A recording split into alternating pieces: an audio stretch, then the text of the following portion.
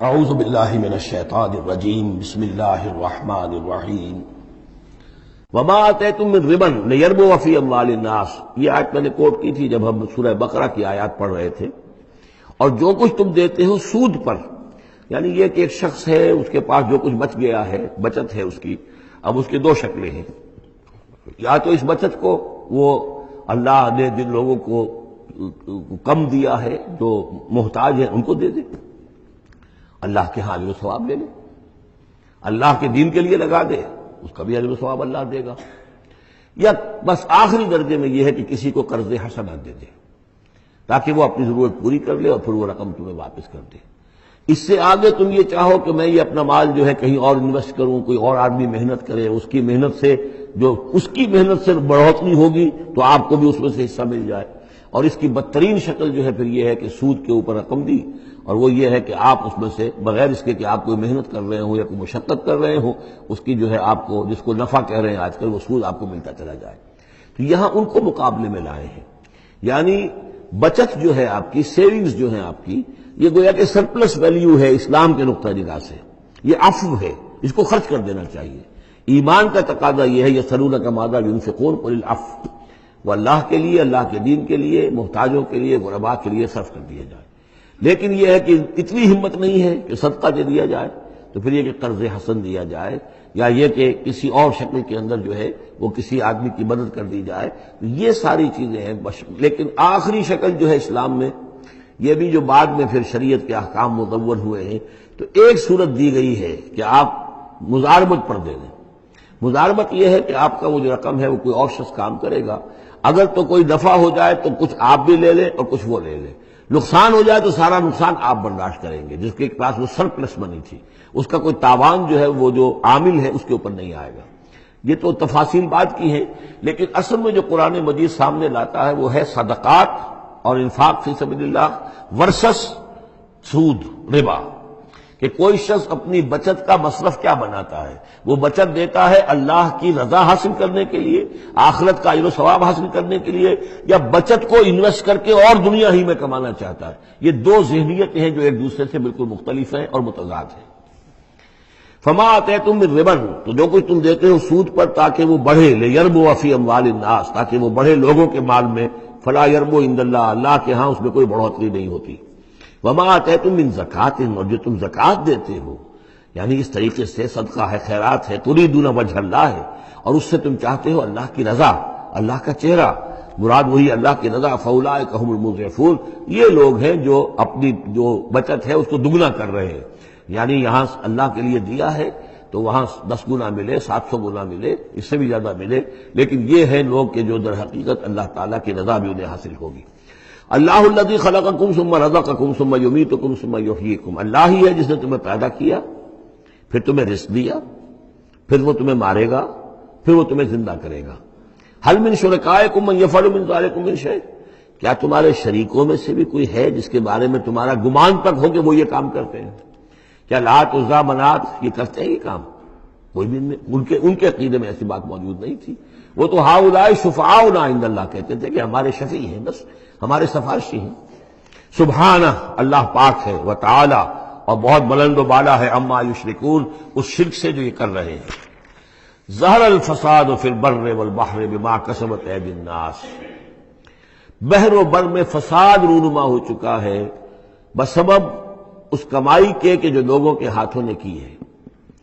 یہ آیت جتنی آج روشن ہو کر پورے دنیا کے افق کے اوپر جو ہے یوں سمجھیے کہ نمایاں ہو رہی ہے، شاید جس وقت نازل ہوئی تھی اتنی نمایاں اس وقت بھی نہ ہو، اس لیے کہ اس وقت پوری دنیا کا کیا اندازہ تھا، لوگوں کو بہت کم اندازہ تھا، پوری دنیا کی وسعت کا اندازہ بھی نہیں تھا. آج جس طریقے سے فساد رونما ہو چکا ہے پوری زمین میں، اور جس طرح کے تصادم ہیں، جس طرح کے مقابلے ہو رہے ہیں، جس طرح کی بد امنیاں ہیں، جس طرح کے فسادات ہیں، تو ظاہر الفساد فی البر والبحر، بر و بحر میں فساد رونما ہو چکا ہے بما کسبت ایدی الناس، لوگوں کی اپنے ہاتھوں کی کمائیوں کے باعث. لیذیقہم بعض الذی عملوا، اور یہ اس لیے ہے کہ اللہ تعالیٰ انہیں ان کے بعض اعمال کا مزہ چکھائے. یعنی بعض الذی عملوا، اگر تو سارے اعمال کا اللہ تعالیٰ یہیں پر اگر سزا دینی شروع کر دے تو کوئی آدمی بچے ہی نہ.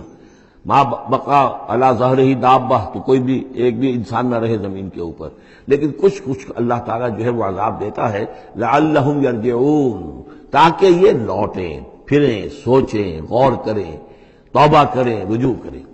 یہ جو کچھ ہو رہا ہے اس وقت وہ اس لیے ہے کہ انسان ہوش میں آئے، یہ آج ہمارے ساتھ کیوں ہو رہا ہے، کس وجہ سے ہو رہا ہے، خاص طور پہ مسلمان سوچیں کیوں ہم ذلیل و خوار ہیں آج، کیوں ذلیل کے کل تک نہ تھی پسند گستاخی فرشتہ ہماری جناب میں، کیا وجہ ہے؟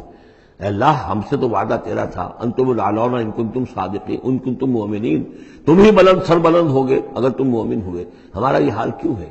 اگر ہم یہ سوچیں گے تو نتیجے پر پہنچیں گے کہ اس لیے کہ ایمان نہیں ہے ہمارے پاس، یا دوسرا وجہ یہ ہے کہ ہم نے دین کے حصے بکھرے کر دیے ہیں۔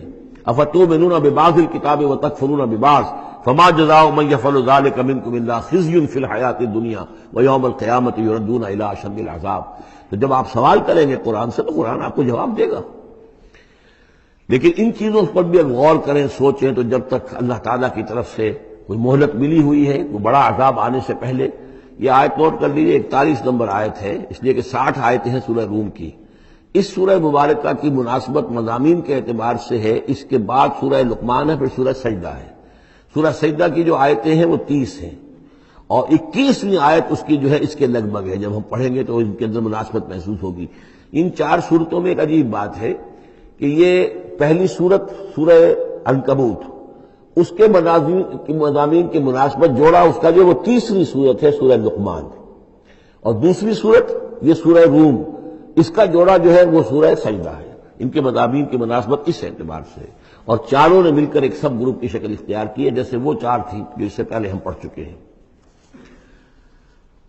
ظہر الفساد فی البر والبحر بما کسبت ایدی الناس لیذیقہم بعض الذی عملوا لعلہم یرجعون قل سیروا فی الارض فانظروا کیف کان عاقبۃ الذین من قبل، کہیے ان سے زمین میں گھومو پھرو اور دیکھو کیسا انجام ہوا ان کا جو تم سے پہلے تھے۔ کان اکثرہم مشرکین، ان کی اکثریت مشرکوں پر مشتمل تھی۔ فاقم وجہک للدین القیم، دوبارہ اپنے چہرے کو سیدھا رکھو دین قیم کی طرف، اللہ کے دین کی طرف، من قبل ان یاتی یوم لا مرد لہ من اللہ، اس سے پہلے کہ وہ دن آ جائے کہ جسے پھر اللہ کی طرف سے لوٹانے والا کوئی نہیں ہوگا، یعنی اس سے پہلے کہ وہ دن آ جائے اللہ کے حکم سے کہ جس کو لوٹانے والا کوئی نہیں ہوگا۔ یومئذ یصدعون، اس دن یہ تقسیم ہو جائیں گے، پھٹ جائیں گے، علیحدہ علیحدہ ہو جائیں گے۔ کس طرح ہو جائیں گے؟ کیا پولرائزیشن ہوگی؟ من کفر فعلیہ کفرہ، جس نے کفر کیا ہوگا اس کے کفر کا سارا وبال اسی پر آئے گا۔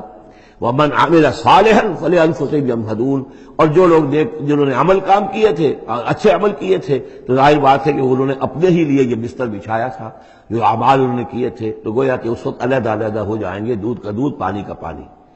لیجزی الذین آمنوا وعملوا الصالحات من فضلہ، تاکہ اللہ تعالیٰ بدلہ دے اہل ایمان کو جنہوں نے نیک عمل کیے تھے اپنے فضل سے۔ انہ لا یحب الکافرین، یقیناً وہ کافروں کو پسند نہیں کرتا۔ ومن آیاتہ، اور اس کی نشانیوں میں سے یہ بھی ہے، ان یرسل الریاح مبشرات، کہ وہ بھیجتا ہے ہواؤں کو جو بشارت لے کر آتی ہیں، ولیذیقکم من رحمتہ، اور تاکہ پھر وہ اپنی رحمت سے تمہیں وہ حصہ دے، تمہیں مزہ چکھائے تو اپنی رحمت کا، یعنی باران رحمت کا۔ وَلِتَجْرِيَ الْفُلْكُ بِأَمْرِهِ، اور تاکہ سمندر کے اندر جو جہاز چلے اور کشتیاں چلیں وہ بھی اس کے حکم سے۔ وَلِتَبْتَغُوا مِنْ فَضْلِهِ، اور تاکہ ان کشتیوں پر سفر کر کے تم اللہ کا فضل تلاش کرو۔ وَلَعَلَّكُمْ تَشْكُرُونَ، اور تاکہ تم شکر کرو۔ وَلَقَدْ أَرْسَلْنَا مِنْ قَبْلِكَ رُسُلًا إِلَىٰ قَوْمِهِمْ، اور اے نبی آپ سے پہلے بھی ہم نے رسول بھیجے اپنی اپنی قوموں کی طرف۔ فَجَاءُوهُمْ بِالْبَيِّنَاتِ، تو وہ لے کر آئے ان کے پاس واضح نشانیاں، معجزات اور واضح تعلیمات۔ فَانْتَقَمْنَا مِنَ الَّذِينَ أَجْرَمُوا، پھر ہم نے انتقام لیا مجرموں سے۔ وَكَانَ حَقًّا عَلَيْنَا نَصْرُ الْمُؤْمِنِينَ، اور یہ تو ہمارے ذمے تھا کہ ہم اپنے اہل ایمان بندوں کی مدد کریں۔ یعنی یہی ہوا ہے، حضرت نوح اور ان کے ساتھی بچا لیے گئے، حضرت ہود اور ان کے ساتھی بچا لیے گئے، حضرت صالح اور ان کے ساتھی بچا لیے گئے۔ صدق اللہ العظیم۔